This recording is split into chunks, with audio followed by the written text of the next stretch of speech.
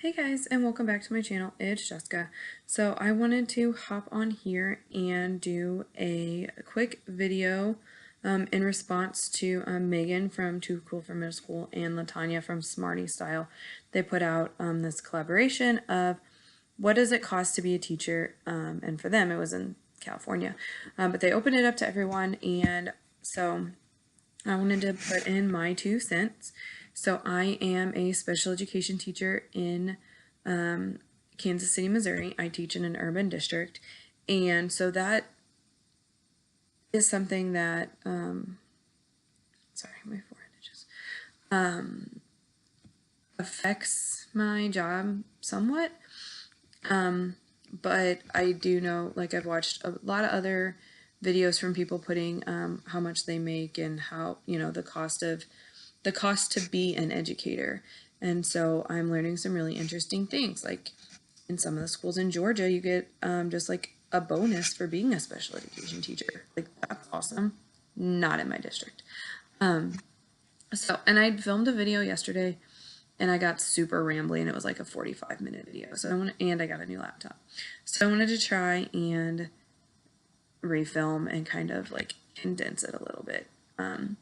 It's super late. It's almost midnight. My kids are asleep. My husband's asleep. So I want to try and get this done for you guys. So, she'd posted some questions, and so I'm just going to go ahead and try and answer them a little more precisely than the last time I filmed this.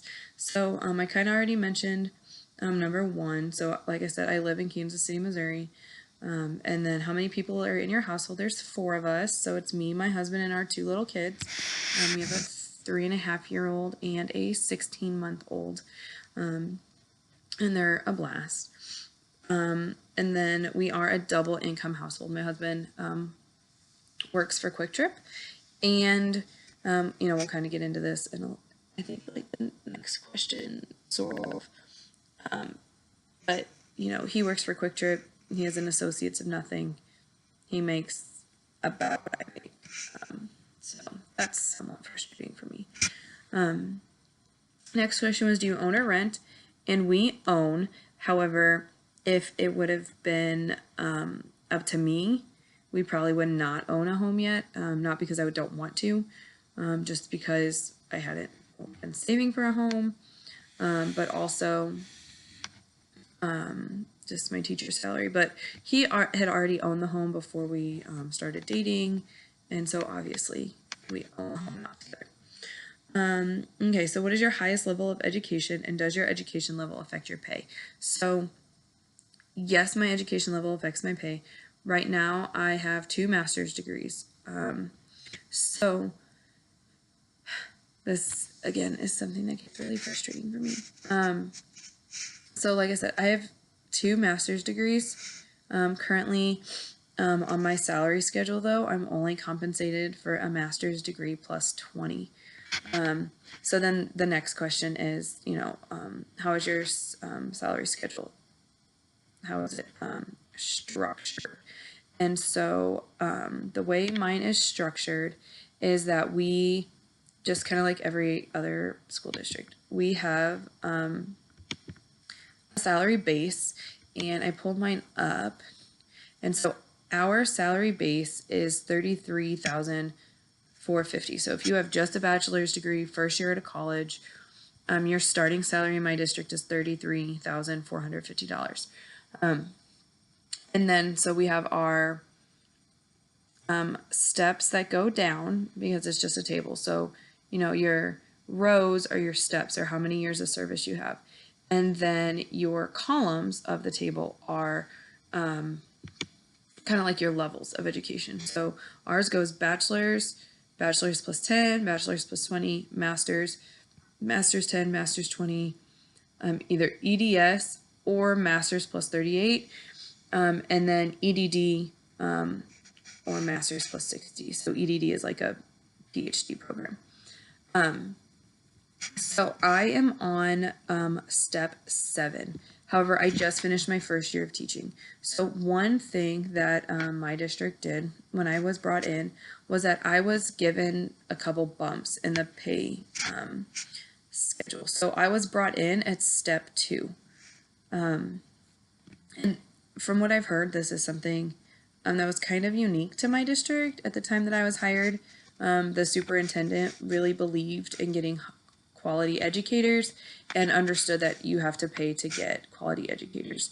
I do work in an urban district, like I mentioned, so I do know that our salary base starts out a little bit higher than some of the suburban districts in the area. I do not live in the district I work in for a few reasons. One, that's not where our house is. But two, I like not living in my district. I want to be able to live my life. I want to be able to discipline my children out in public if I need to, and I don't want to have to worry about that perception of me as a mom or me as a wife or me as just, a person enjoying life. I don't want that perception to affect the way my parents view me as a teacher. So I do not live in the district I work in.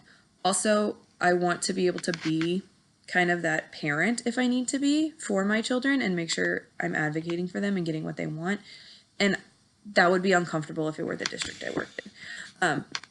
For me, my personal opinion. So anyway, I do know that like the district I live in, their salary base is like five-ish thousand. Well, maybe not five-ish.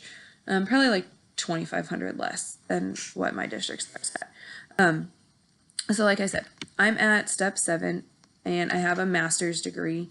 Right now I'm at master's plus 10, which is $49,335.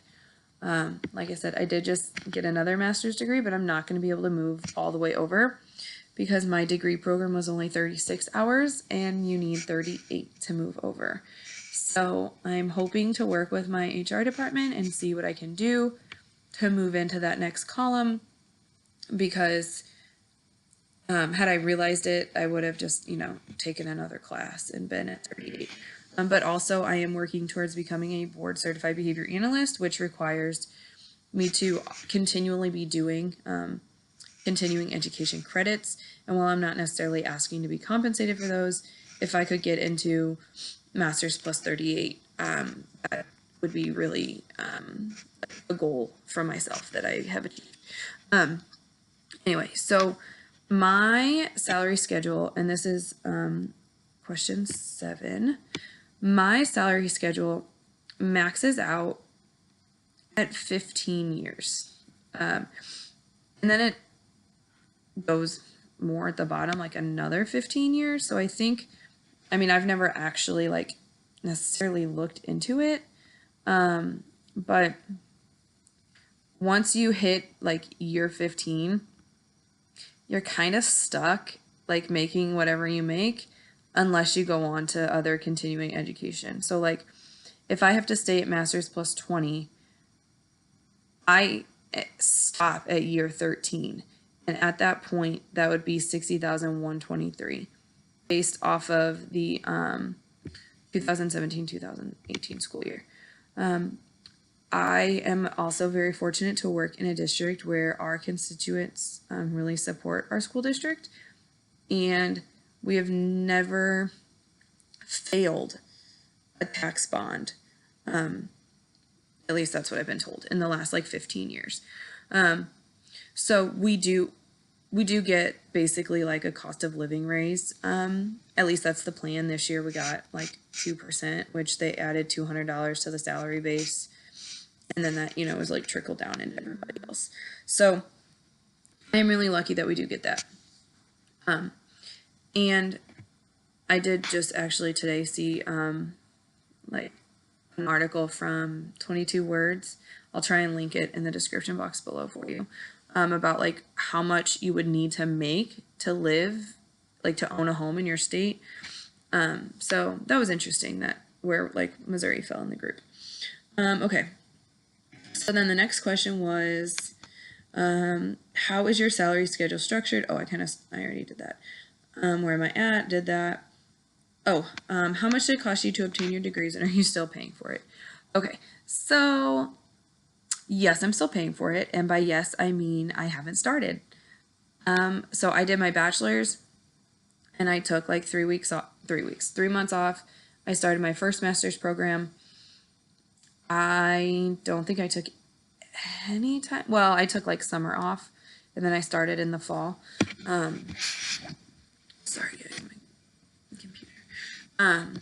So I have been in college since 2008. So for the last 8 years, I've been in college. I went to a private Catholic university for my undergrad. I went to an out-of-state university for my first master's, and I went to an out-of-state university for my second master's. So all in all, I have about $85,000 of loan debt. I also have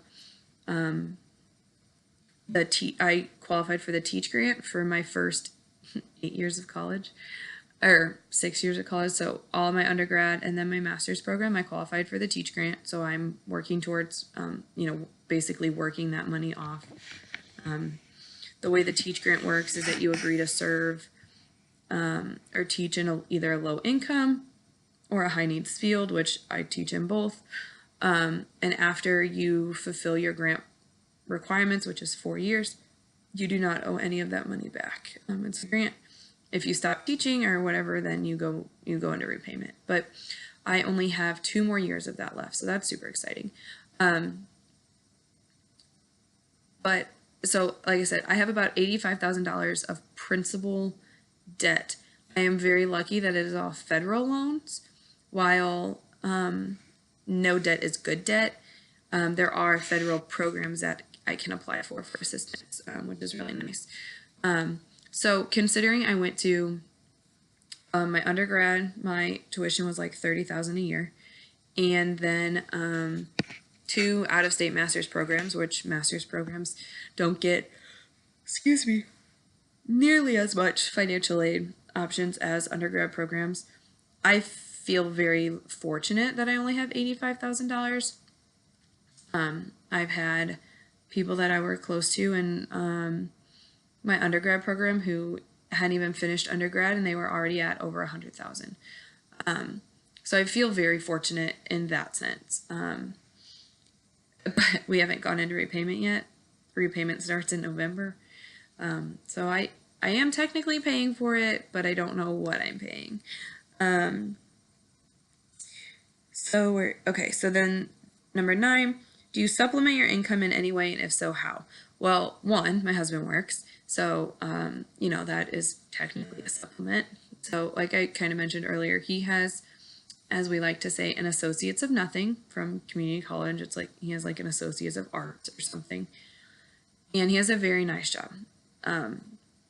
He makes like $23 an hour, and this might be the first year that I outpace him for annual income, but I don't think so. And we've been married for 4 years. So like I said, it's really frustrating to think of, I have all this extra education and we could be essentially debt free and I could just go work for quicker and make what I'm making as a teacher. So also, so far, this is, like I said, I just finished my 5th year teaching. I have taught summer school for 5 of the 6 summers. So I started teaching summer school before I even started officially teaching. Like I did summer school the June before my contract started in August. I did not do summer school last summer because I was on maternity leave. And so that just didn't make financial sense because then we'd have to pay for 2 kids at daycare and, so sorry guys, it's getting really late. Okay. Oh, and I also picked up a summer job this summer working at an applied behavior analysis clinic to kind of give me other experiences for my BCBA stuff. How much money does your district give you for supplies at the beginning of the year? Do they provide basic supplies throughout the school year? So my district doesn't give. I teach secondary. I teach at the high school level. So we have department chairs. And our department chair is in charge of our budget. And so, if I need something, I go to my department chair and I usually get it. But I don't get oh, you get $100, you get $100. It's not Oprah giving out cars or whatever. And it's very frustrating because we have to go through a lot of layers of approval to spend special education money just because of the federal regulations around it. So like I have to put in my request to my department head. My department head has to put in the request to the business secretary. The business secretary has to get it approved by the building principal. Then the building principal has to get it approved by the special education secretary, and then the director of special education has to approve it altogether. So, sorry, that's 5 or 6 people who have to approve me spending the money that's in my budget. And it has very limited, has very specific things you can spend it on. So it's super frustrating. So I still end up spending my own money because it's something we need tomorrow, or, you know, we're taking a field trip and I don't have time to get it approved by 5 people, or, you know, just whatever. So I do end up spending my own money still. And then also, my district does not allow personal reimbursements anymore. I mean, it's like a very, very small thing for personal reimbursements. Because before it would just be like, oh, I needed this for my classroom. I bought it at Walmart tax-free, and then I would get reimbursed. And that's not the case anymore. So that's kind of hard to navigate. And we do have some supplies throughout the year. I mean, like my building, so sorry guys. My building, you know, we have copy paper, and, you know, some of our sped budget we use to buy supplies for the kids and for the staff that they need for IEP Gold and whatnot. So I'm very lucky in that aspect. Like, we don't have print limits. We don't have, you know, that kind of thing. There are buildings in our district that do. They do have limits on like how much copy paper they get every year and things like that. Oh, going back to the budget thing. So a perfect example of that is I needed some stuff laminated. Okay, I bought a whole bunch of file folders from Teacher Pay Teacher. So excited to use them in my classroom. Well, I needed them laminated, and I needed everything basically laminated twice because I needed to laminate the file folders so that they were sturdy, and then I needed to put the paper on it and then laminate it again so it would stay in good working order. Those things were printed for me in August.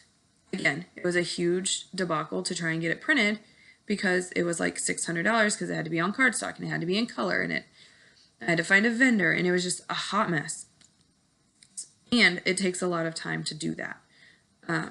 And, you know, once the school year starts, I don't just have extra time lying around. So it took me 6 months to get it approved to be laminated because we don't have a laminator in my building. I didn't know how much it would cost, and that is one of the things that's required for submitting it to get budget approval. And so, you know, finally I was like, well, I need this done. If I have to pay for it, I have to pay for it. Luckily, 100 square feet of lamination on half price day only cost me $25. So that was super exciting. But I digress. My point being is that, yes, we have budget money. It's very hard to spend. So it's kind of frustrating. Let's see. So then the next one, do you have additional deductions taken from your paycheck? And then another question is, what are your major monthly expenses? So I'm going to kind of combine those two together. Excuse me. So, yes, I have additional deductions. So I have my retirement system in the state of Missouri. It's a requirement of 14.5%. And then the district or the state, I don't know, somebody matches it. So every month I'm putting basically 28% of my, you know, monthly paycheck into a retirement account. We also do the dependent care account. So we are taking money out every month to help offset some of the cost of daycare, which is one of our major monthly expenses. Daycare is $1,000 a month, and that's on the cheap end for 2 kids full time. And that's with them going to grandma's house each of them goes to grandma's house 1 day a week. I love our daycare. I wouldn't change it. But I'm just saying, like, it's pretty expensive when daycare costs are more than our mortgage. Real life talk. Okay. Also, additional deductions. I have like life insurance, vision and dental. I do not pay for insurance, kind of. I do the high deductible plan, so I have to pay out of pocket up to my deductible, and then once my deductible is met, obviously then I don't have to pay anything. My district does cover the cost of that plan for myself. If I were to add my children or my husband to it, then we would have to pay for that. But his insurance is better, especially for the kids, and so he carries the kids on his insurance. Sorry, allergies have been really bad. Also, my district does not allow us to opt out of district provided insurance. This is a huge debate in our district. I don't know if it'll ever happen or not, but it's a topic of contention in our district, and it's a topic that the union, our union reps, are constantly in discussion with. That's another thing that's taken out of my bank account because the state of Missouri passed a law that you cannot have union dues automatically withdrawn from your paycheck. They have to come from your bank account because I don't know, lobbying or something. So I do have my union dues come out. I'm a member of Missouri State Teachers Association. So that comes out. I also do additional retirement plan. It is not a 403B. I don't remember what it is, but it's not a 403B. Do you feel like your current salary is enough to make ends meet? With 2 kids, no. As a single person, my first year teaching, also no. That one more so because I was trying to climb out of debt that I got into during my first year of teaching and student teaching, because in Missouri and almost everywhere, student teachers are not paid for the time that they put in. It's not a paid internship like other degree programs and professional settings. So you're basically working 8 hours a day for free and then finishing classes or getting ready for the next day, lesson planning, all that stuff. So it's hard to have, another job outside of student teaching. So honestly, no. When I look at, like I mentioned, that 22 words article, I think it said like your salary needed to buy a house was around $40,000, and first year teachers starting out are only making $33,000. So in my district, so honestly, no. I mean, I still feel like we are close to living paycheck to paycheck, and we both make average money. But we have 2 kids. So, how many months a year do you receive a paycheck? I get paid every month, but it's not just like, oh, I'm getting paid willy-nilly. I'm paid for my contract. My contract is 185 days. Or 178, I don't know, somewhere in that time frame. And it's just split up over 12 months. So no, I'm not just getting paid for summer, I'm getting paid for the time I worked. I'm just getting paid, delayed, if you will.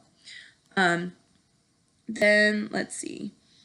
In general, what are your major monthly expenses? I kind of already mentioned that. So, rent or mortgage, daycare, and then stuff for our cars. We have a car payment still, and just gas for our cars is a pretty big monthly expense in my opinion. Are there any financial goals you're working towards? Always. We're working on learning how to budget and just saving better, and we know we have some house repairs that we need to start considering, and so we're always working towards financial goals. And the last one is, what is the biggest piece of financial advice you would offer someone considering teaching? And excuse me, so sorry. I have 2 pieces, and one I'm picking up off of Diary of a Mad Black Teacher. I'll link her YouTube channel down below. She made a comment about she needed a support system. It is something I hadn't thought about, But definitely if I did not have the support system I had living up here, I would not have been able to make it work. My first year out of college, I lived with a roommate who was also a teacher. But, you know, if there was a month when I was student teaching and I didn't have the money to buy groceries, you know, we still were able to have groceries in the house. Or, you know, a little extra needed to cover rent or whatever. So, you know, we made it work. It was not ideal. But if I wouldn't have had that support system, 100% would not have been able to cut it on my own. I did not move back home. And so I had to have that support system up here. If I had to move back home, I could have, you know, I know my mom would have let me live at home. But having that support system is really important. And then the other thing I would say is don't get so wrapped up in Pinterest. Pinterest classrooms look beautiful and there's so many really cool things. And then you buy all this stuff and it's not useful. It took me 2 years. So my first year teaching, student teaching, and my first year teaching was basically financed by Target. I got a Target card, and because Target had groceries and Target, you know, I could buy everything I needed at Target, make the minimum payments on my credit card, you know, and felt like I was surviving. And then I had to pay it off. And that took me 2 years because I bought all this stuff that I thought I needed for my classroom that I didn't, or that was cute, or that, you know, even though I was teaching high school, I wanted it to be cute and fun. And anyway, so if there's something you think you want, think of 3 ways to use it. How am I going to use it today? How am I going to use it in a week? How am I going to use it in a month? And if you really truly can't come up with those ideas, then don't buy it. It'll still be there. If in a month you're like, oh man, I still really need that, then go back and get it. But don't just spend money to make it look cute and fun and pretty, because you don't need it. Especially if you're teaching in upper grades where, you know, you don't necessarily get like a classroom decoration budget. So that is kind of my life, what it costs to teach in the state of Missouri. And like I said, I teach in an urban setting. And I hope that if you're a teacher out there, you decide to join in on this conversation, because it's been eye-opening for me just to see what other teachers are making and the cost of being a teacher in other states and other parts of states and things like that. So definitely add your voice, and I will link the questions and all that stuff in the description box below for you if you want to make your own video. If you haven't and you're interested, feel free to subscribe to my channel. If you like this video, give it a thumbs up. I am hoping to do some more videos throughout this next school year about what it's like to be a teacher in high school, teaching kids with autism, very significant autism, what it's like trying to prepare them for life after high school, and the stress and the fear and the everything that goes into my day, because those are my kids. And just as terrified as their parents are to send them out into the real world, so am I. Like, those are my kids. So if you have ideas or there's something you want to see from my classroom, or, you know, any of that stuff, definitely leave that in the comments down below. And I hope you guys have a great night. And yeah, thanks so much for watching. Bye.